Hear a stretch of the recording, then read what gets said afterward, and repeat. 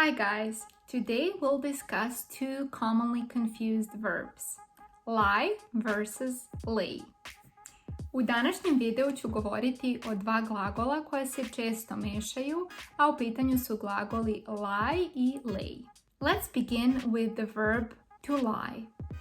The verb lie has two meanings.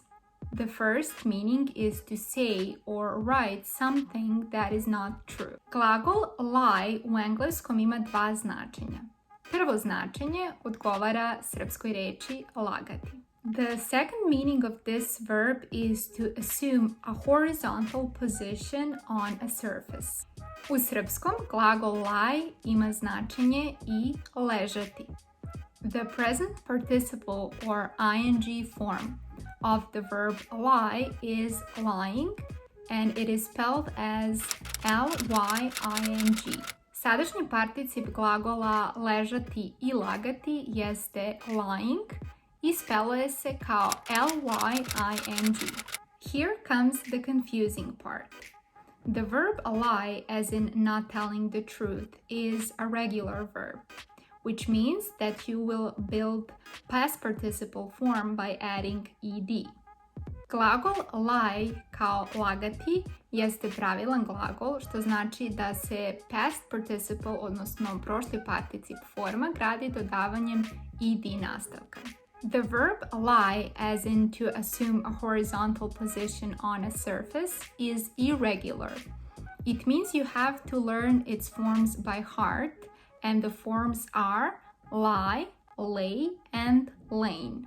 Glagol lie kao ležati je nepravilan glagol. To znači da njegove oblike morate da naučite napamet, a oblici su lie, lay i lain. It is also worth mentioning that the verb to lie, as in to lie on the surface, is intransitive. A reminder, if a verb is intransitive, it means it is not used with an object. So you can lie on a beach, lie in bed, or lie on your side. In the past tense, we can say that a cat lay on the sofa. We can also say there's an old pair of shoes lying at the bottom of the wardrobe. If we want to use the verb to lie, as in not tell the truth, we can say don't lie to me, or she always lies about her age, or something like don't trust her, she's lying. Let's now take a look at the examples of these verbs being used in different movies and TV series. Why does anybody lie? I lied to you, you lied to me. Said she was 4 years old, you're lying. Lie down before you hurt yourself. A hobbit lay here. I've lain awake nights thinking of you. Bishop Rushman was laying on the floor. We finally come to the verb lay, which is irregular and transitive. Irregular verb means that you have to learn its forms by heart, and the forms are lay, laid, and laid. And transitive means that it does require an object, as opposed to the verb lie, which means to assume a horizontal position. The verb lay means to put something in a horizontal position. Glagol lay znači položiti ili staviti nešto.